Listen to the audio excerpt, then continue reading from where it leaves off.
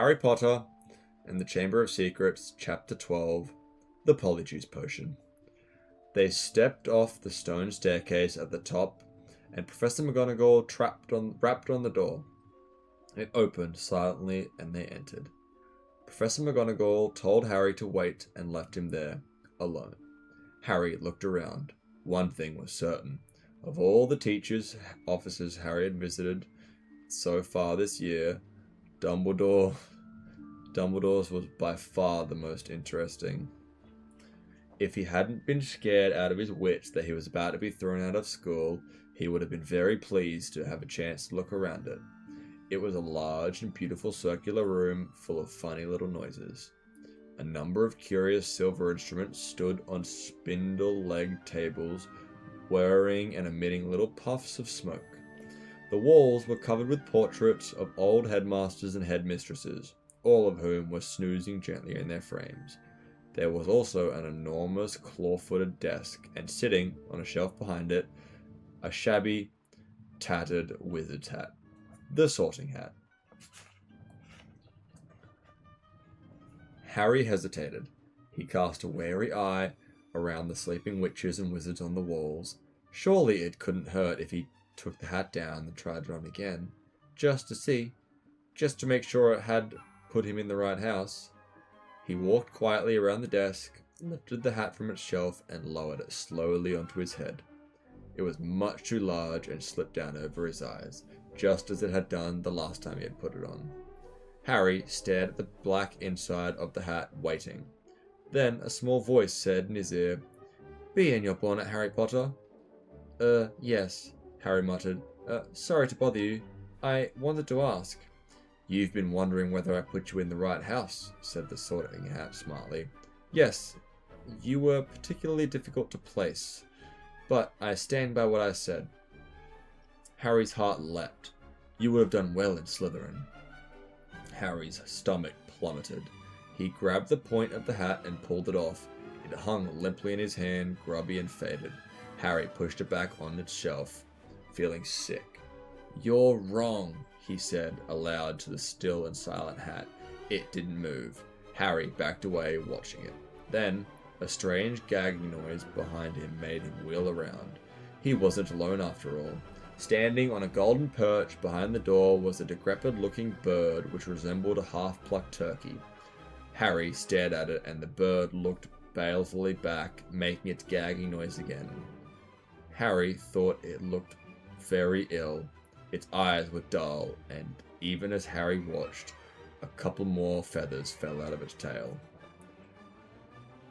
Harry was just thinking that all he needed was for Dumbledore's pet bird to die while he was alone in the office with it. Then the bird burst into flames. Harry yelled in shock and backed away from the desk. He looked feverishly around in case there was a glass of water somewhere, but couldn't see one. The bird, meanwhile, had become a fireball. It gave one loud shriek, and next second there was nothing but a smouldering pile of ash on the floor. The office door opened. Dumbledore came in looking very somber. "Professor!" Harry gasped. "Your bird! I couldn't do anything. He just caught fire." To Harry's astonishment, Dumbledore smiled. "About time, too," he said. "He's been looking rather dreadful for days. I've been telling him to get a move on." He chuckled at the stunned look on Harry's face. "Fawkes is a phoenix, Harry. Phoenixes burst into flames when it's time for them to die and are reborn from the ashes. Watch." Harry looked down in time to see a tiny, wrinkled, newborn baby bird poke its head out of the ashes. It was quite and as ugly as the old one. "It's a shame you had to see him on a burning day," said Dumbledore, seating himself behind the desk. "He's really very handsome most of the time. Wonderful red and gold plumage. Fascinating creatures, Phoenix. They carry immensely heavy loads. Their tears have healing powers, and they make highly faithful pets." In shock of Fawkes catching fire, Harry had forgotten what he was here for, but it all came back to him as Dumbledore settled himself in the high-backed chair behind the desk and fixed Harry with a penetrating, light blue stare. Before Dumbledore could speak another word, however, The door of the office flew open with an almighty bang, and Hagrid burst in, a wild look in his eyes, his balaclava perched on top of his shaggy black head, and the dead rooster still swinging from his hand. "It wasn't Harry, Professor Dumbledore," said Hagrid, urgently. "I was talking to him seconds before that kid was found. He never had the time, sir."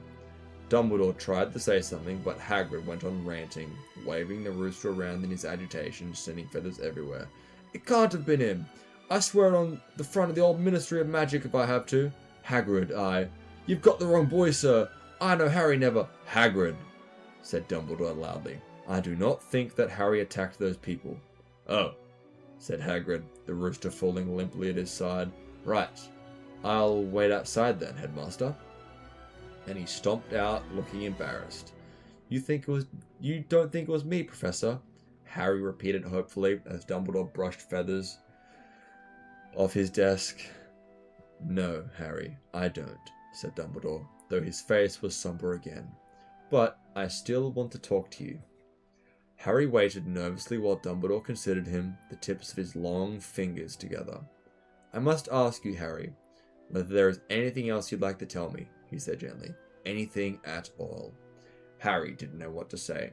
He thought of Malfoy shouting, "You'll be next, mudbloods!" and of the Polyjuice Potion simmering away in Moaning Myrtle's bathroom. Then he thought of the dismembered voice he had heard twice and remembered what Ron had said. Hearing voices no one else can hear isn't a good sign, even in the wizarding world. He thought, too, about what everyone was saying about him and his growing dread that he was somehow connected to Salazar Slytherin. "No," said Harry, "there isn't anything, Professor." The double attack on Johnston and Nearly Headless Nick turned what had hitherto been nervousness into real panic. Curiously, it was Nearly Headless Nick's fate that seemed to worry people most. What could possibly do that to a ghost? People asked each other, what terrible power could harm someone who was already dead? There was almost a stampede to book seats on the Hogwarts Express so that students could go home for Christmas. "At this rate, we'll be the only ones left," Ron told Harry and Hermione. "Us, Malfoy, Crabbe, and Goyle. What a jolly holiday it's going to be." Crabbe and Goyle, who always did whatever Malfoy did, had signed up to stay over the holidays too. But Harry was glad that most people were leaving. He was tired of people skirting around him in the corridors, as though he was about to sprout fangs or spit poison. Tired of all the muttering, pointing, and hissing as he passed. Fred and George, however, found all this very funny. They went out of their way to march ahead of Harry down the corridors shouting, "Make way for the heir of Slytherin! Seriously evil wizard coming through!" Percy was deeply disapproving of this behaviour. "It's not a laughing matter," he said coldly. "Oh, get out of the way, Percy," said Ron. "Harry's in a hurry." "Yeah, he's nipping off to the Chamber of Secrets for a cup of tea with his old fanged servant," said George, chortling. Ginny didn't find it amusing either. "Oh, don't!" she wailed every time Fred asked Harry loudly who he was planning to attack next, or George pretended to ward Harry off with a large clove of garlic when they met. Harry didn't mind. It made him feel that much better that Fred and George, at least, thought the idea of his being Slytherin's heir was quite ludicrous. But their antics seemed to be aggravating Draco Malfoy, who looked increasingly sour each time he saw them. "It's because he's bursting to really say it's really him," said Ron knowingly. "You know how he hates anyone beating him at anything, and you're getting all the credit for his dirty work." "Not for long," said Hermione in a satisfied tone. "The Polyjuice Potion's nearly ready. We'll be getting the truth out of him any day now." At last the term ended, and a silence, deep as the snow on the grounds, descended over the castle. Harry found it peaceful, rather than gloomy, and enjoyed the fact that he, Hermione, and the Weasleys had the run of Gryffindor Tower, which meant they could play Exploding Snap loudly without bothering anyone, and practice dueling in private. Fred, George, and Ginny had chosen to stay at school rather than visit Bill in Egypt with Mr. and Mrs. Weasley. Percy, who disapproved of what he termed their childish behaviour, didn't spend much time in the Gryffindor common room. He had already told them pompously that he was only staying over Christmas because it was his duty as prefect to support the teachers during this troubled time. Christmas morning dawned, cold and white. Harry and Ron, the only ones left in their dormitory, were woken very early by Hermione, who burst in, fully dressed and carrying presents for both of them. "Wake up!" she said loudly, pulling back the curtains of the window. "Hermione, you're not supposed to be in here," said Ron, shielding his eyes against the light. "Merry Christmas to you too," said Hermione, throwing back his present at him. "I've been up nearly an hour, adding more lacings to the potion. It's ready." Harry sat up, suddenly wide awake. "Are you sure?" "Positive," said Hermione, shifting Scabbers the rat so that she could sit down at the end of his four-poster. "If we're going to do it, it should be tonight." At that very moment, Hedwig swooped into the room, carrying a very small package on her beak. "Hello," said Harry happily as she landed on his bed. "Are you speaking to me again?" She nibbled his ear in an affectionate sort of way, which was a far better present than the one which she had brought him, which turned out to be from the Dursleys. They had sent Harry a toothpick and a note telling him to find out whether he'd be able to stay at Hogwarts for the summer holidays too. The rest of Harry's Christmas presents were far more satisfactory. Hagrid had sent him a large tin of treacle fudge, which Harry decided to soften by the fire before eating. Ron had given him a book called Flying with Cannons, a book of interesting facts about his favourite Quidditch team, and Hermione had bought him a luxury eagle feather quill. Harry opened the last present to find the new hand-knitted jumper from Mrs. Weasley and a large plum cake.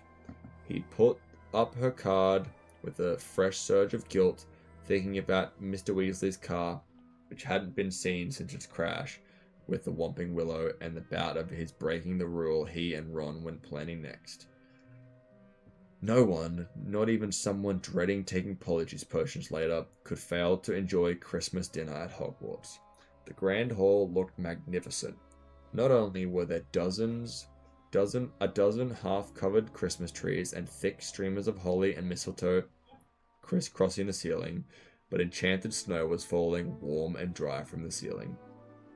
Dumbledore led them in a few of his favourite carols, Hagrid booming more and more loudly with every goblet of eggnog he consumed.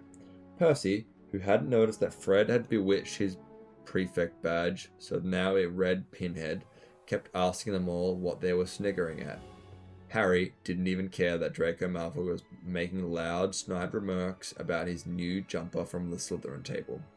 With a bit of luck, Malfoy would be getting his comeuppance in a few hours' time. Harry and Ron had barely finished their third helpings of Christmas pudding when Hermione ushered them out of the hall to finalize their plans for the evening. "We still need a bit of the people we're changing into," said Hermione matter-of-factly, as though she was sending them to the supermarket for washing powder. "And obviously, it'll be best if you can get something of Crabbe and Goyle's. They're Malfoy's best friends. He'll tell them anything. And we also need to make sure the real Crabbe and Goyle don't burst in on us while we're interrogating them." "I've got it all worked out," she went on smoothly, ignoring Harry and Ron's stupefied faces. She held up 2 plump chocolate cakes. "I've filled these with a sample of Sleeping Draught. All you have to do is make sure Crabbe and Goyle find them. You know how greedy they are. They're bound to eat them. Once they're asleep, pull out a few of their hairs and hide them in a broom cupboard." Harry and Ron looked incredulously at each other. "Hermione, I don't think that could go seriously wrong. I think that could go seriously wrong." But Hermione had a steely glint in her eye, not unlike the one Professor McGonagall sometimes had. "The potion will be useless without Crabbe and Goyle's hair," she said sternly. "You do want to interrogate Malfoy, don't you?" All right, said Harry. "But what about you? Whose hair are you ripping out?" "I've already got mine," said Hermione brightly, pulling a tiny bottle out of her pocket and showing them a single hair inside it. "Remember Millicent Bulstrode wrestling with me at the dueling club? She left this on my robes when she was trying to strangle me. And she's gone home for Christmas. So I'll just have to tell the Slytherins I've decided to come back." When Hermione bustled off to check on the Polyjuice Potion again, Ron returned to Harry with a doom-laden expression. "Have you ever heard of a plan where so many things could go wrong?" But to Harry and Ron's utter amazement, stage 1 of the operation was just as smooth as Hermione had said. They lurked into the deserted entrance hall after Christmas tea, waiting for Crab and Goyle, who had remained alone at the Slytherin table, shoving down 4th helpings of trifle. Harry had perched the chocolate cakes on the end of the banisters. When they spotted Crab and Goyle coming out of the Great Hall, Harry and Ron quickly hid behind a suit of armor next to the front door. "How thick can you get?" Ron whispered ecstatically as Crab gleefully pointed out the cakes to Crab and Goyle and grabbed them. Grinning stupidly, they stuffed the cakes whole into their mouths. For a moment, both of them chewed greedily, looks of triumph on their faces. Then, without the smallest change of expression, they both keeled over backwards onto the floor. Much the most difficult part was hiding them in the cupboard across the hall. Once they were safely stowed amongst the buckets and mops, Harry yanked out a couple of bristles that Goyle's forehead, and Ron pulled out several of Crab's hairs. They also stole their shoes, because their own were far too small for Crab and Goyle-sized feet. Then, still stunned at what they had just done, they sprinted up to Moaning Myrtle's bathroom. They could hardly see for the thick black smoke issuing from the cubicle in which Hermione was still stirring the cauldron. Pulling their robes up over their faces, Harry and Ron knocked softly on the door. "Hermione?" They heard the scrape of the lock and Hermione emerged, shiny-faced and looking anxious. Behind her, they heard the gloop-gloop of the bubbling, treacle-thick potion. 3 glass tumblers stood nearby, ready on the toilet seat. "Did you get them?" Hermione said breathlessly. Harry showed her Goyle's hair. "Good. And I sneaked these spare robes out of the laundry," Hermione said, holding up a small sack. "You'll need bigger sizes since you're Crab and Goyle." The 3 of them stared into the cauldron. Close up, the potion looked like thick, dark mud, bubbling sluggishly. "I'm sure I've done everything right," said Hermione, nervously rereading the splotched page of most potent potions. "It looks like the book says it should. Once we've drunk it, we'll have exactly an hour before we turn back into ourselves." "Now what?" whispered Ron. "We separate into 3 glasses and add the hairs." Hermione ladled large dollops of the potion into each of the 3 glasses. Then, her hand trembling, she shook Millicent's Bulstrode's hair out of its bottle into the first glass. The potion hissed loudly like a kettle boiling and frothed madly. A second later, it had turned into a sick sort of yellow. "Ugh, essence of Millicent Bulstrode," said Ron, eyeing it with loathing. "Bet it tastes disgusting." "Add yours, then," said Hermione. Harry dropped Goyle's hair into the middle glass, and Ron put Crab's into the last one. Both glasses hissed and frothed. Crab's turned the khaki color of bogey, Goyle's dark murky brown. "Hang on," said Harry, as Ron and Hermione reached for their glasses. "We'd better not drink them all in here. Once we turn into Crab and Goyle, we won't fit, and Millicent Bulstrode's no pixie." "Good thinking," said Ron, unlocking the door. "We'll take separate cubicles. Careful not to spill a drop of this Polyjuice Potion, Harry." Harry slipped into the middle cubicle. "Ready?" he called. "Ready," came Ron and Hermione's voices. 1, 2, 3. Pinching his nose, Harry drank the potion down in 2 large gulps. It tasted like overcooked cabbage. Immediately, his insides started writhing as though he'd just swallowed live snakes. Doubled up, he wondered whether he was going to be sick. Then a burning sensation spread rapidly from his stomach to the very ends of his fingers and toes. Next, bringing him gasping to all fours, came a horrible melting feeling as the skin of his body bubbled like hot wax, and before his eyes, his hands began to grow. The fingers thickened, the nails broadened, and the knuckles were bulging like bolts. His shoulders stretched painfully, and a prickling on his forehead told him that his hair was creeping down towards his eyebrows. His robes ripped at his chest, expanded like a barrel bursting its hoops. His feet were agony in shoes 4 sizes too small. As suddenly as it has started, everything stopped. Harry lay face down on the cold stone floor, listening to Myrtle gurgling morosely in the end toilet. With difficulty, he kicked off his shoes and stood up.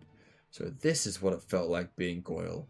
His large hands trembling, he pulled off his robes, which were hanging a foot above his ankles, pulled on the spare ones, and laced up Goyle's boat-like shoes. He reached up to brush his hair out of his eyes and met only with short growth of tiny bristles. low on his forehead. Then he realized that his glasses were clouding his eyes, because Goyle obviously didn't need them. He took them off and called, "Are you guys okay?" Goyle's low rasp of voice issued from his mouth. "Yeah," came the grunt of Crab from his right. Harry unlocked his door and stepped out of the crack in front of the cracked mirror. Goyle stared back at him, out of the dull, deep-set eyes. Harry scratched his ear. So did Goyle. Ron's door opened. They stared at each other, except that he looked pale and shocked. Ron was indistinguishably from Crab, from the pudding basin haircut to the long gorilla arms. "This is unbelievable," said Ron, approaching the mirror and prodding Crab's flat nose. "Unbelievable." "We'd better get along," said Harry, loosening the watch that was cutting into Goyle's thick wrist. "We've still got to find out where the Slytherin common room is.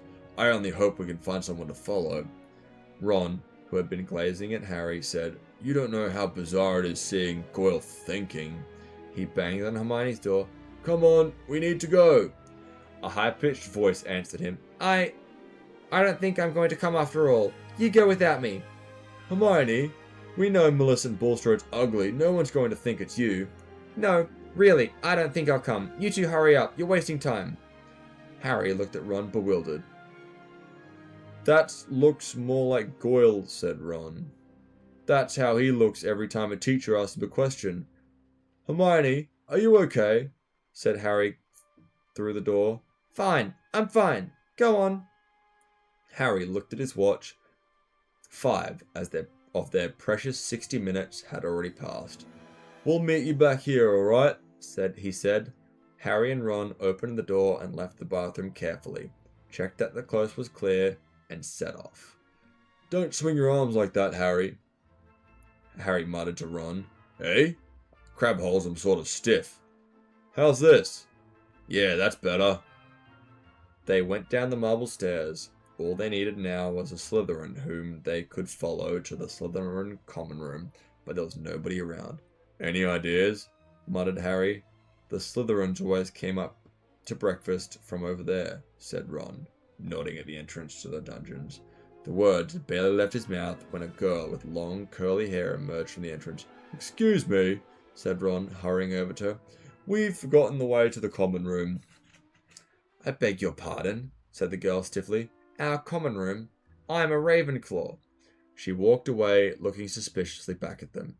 Harry and Ron hurried down the stone steps into the darkness, their footsteps echoing particularly loud as Crabbe and Goyle's huge feet hit the floor, feeling that this wasn't going to be as easy as they had hoped.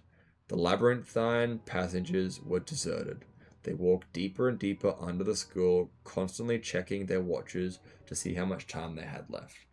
After a quarter of an hour, just when they were starting to get desperate, they heard a sudden movement ahead.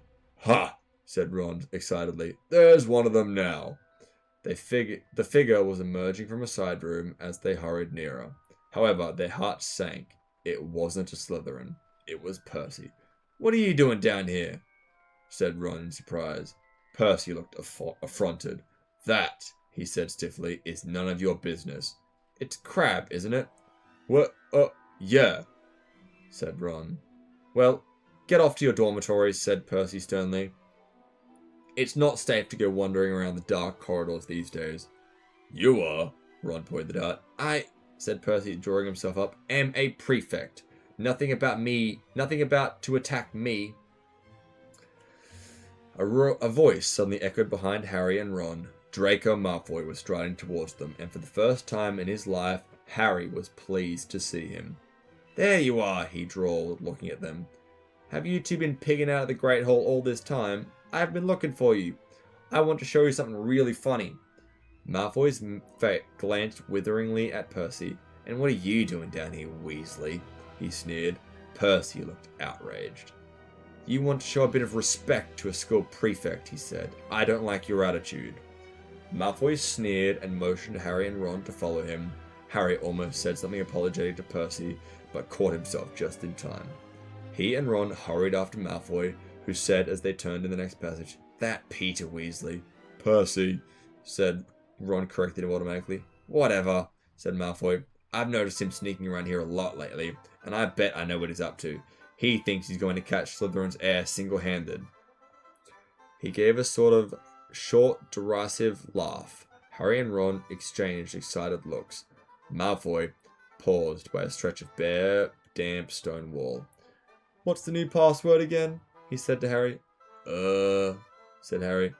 Oh yeah, pure blood, said Malfoy, not listening. And a stone door, concealed in the wall's slip, open. Malfoy marched through, and Harry and Ron followed him. The Slytherin common room was a long, low, underground room with stone walls and ceiling, from which round, greenish lamps were hanging on chains. A fire was crackling under an elaborately carved mantelpiece ahead of them, and several Slytherins were silhouetted around in carved chairs. Wait here, said Malfoy to Harry and Ron, motioning them to a pair of empty chairs set back to the fire. I'll go and get it. My father's just sent it to me. Wondering what Malfoy was going to show them, Harry and Ron sat down, doing their best to look at home. Malfoy came back a minute later, holding what looked like a newspaper. He thrust it under Ron's nose. This'll give you a laugh, he said. Harry saw Ron's eyes widen in shock. He read the cutting quickly, gave a very forced laugh, and handed it to Harry. It had been clipped out of the Daily Prophet and said, Inquiry at the Ministry of Magic. Arthur Weasley, head of the Misuse of Muggle Artifacts Office, was today fined 50 galleons for bewitching a Muggle car. Mr. Lucius Malfoy, a governor of Hogwarts School of Witchcraft and Wizardry, where the enchanted car crashed earlier this year, called today for Mr. Weasley's resignation. Mr. Weasley has brought the ministry into disrepute. Mr. Malfoy told our reporter, he is clearly unfit to draw up our laws, and his ridiculous Muggle Protection Act should be scrapped immediately. Mr. Weasley was unavailable for comment, although his wife told reporters to clear off or she'd set the family ghoul on them. Well, said Malfoy impatiently, as Harry handed the cutting back to him. Don't you think it's funny? Ha ha, said Harry bleakly. Arthur Weasley's love Muggles so much that he should snap his wand in half and go join them, said Malfoy scornfully. You never know the Weasleys were purebloods, by the way. They behave. Ron's, or rather Crabbe's, face was contorted with fury. What's up with you, Crabbe? Said Malfoy. Stomachache, said Ron. Well, go up to the hospital wing and give all those mudbloods a kick for me, said Malfoy, snickering. You know, I'm surprised the Daily Prophet hasn't reported all these attacks yet. He went on thoughtfully. I suppose Dumbledore's trying hard to hush it all up. He'll be sacked if it doesn't stop soon. Father's always said Dumbledore's the worst thing that ever happened to this place. He loves Muggleborns. A decent headmaster would never let that slime-like Creevy in. Malfoy started taking pictures with an imaginary camera and did a cruel but accurate impression of Colin. Potter, can I have your picture? Potter, can I have your autograph? Can I lick your shoes? Please, Potter. He dropped his hand and looked at Harry and Ron. What's the matter with you two? Far too late, Harry and Ron forced themselves to laugh, but Malfoy seemed satisfied. Perhaps Crabbe and Goyle are always slow on the uptake. Saint Potter, the Mudblood's friend, said Malfoy slowly. He's another one with no proper wizard feeling, or he wouldn't go around with that jumped-up Grange of Mudblood. And people think he's the Slytherin's heir. Harry and Ron waited with bated breath. Malfoy was surely seconds away from telling them it was him. But then, I wish I knew who it was, said Malfoy petulantly. I could help them. Ron's jaw dropped so fast that Crabbe's face looked even more gormless than usual. Fortunately, Malfoy didn't notice, and Harry, thinking fast, said, You must have some idea who's behind it. You know I haven't, Goyle. How many times do I have to tell you? Snapped Malfoy. And Father won't tell me anything about the last time the chamber was opened. Of course, it was 50 years ago, so it was before his time. But he knows all about it, and he says that it was kept quiet, and it'll look suspicious if I know too much about it. But I know one thing. Last time the Chamber of Secrets was opened, a Mudblood died. So I bet it's only a matter of time before one of them is killed this time. I hope it's Granger, he said with relish.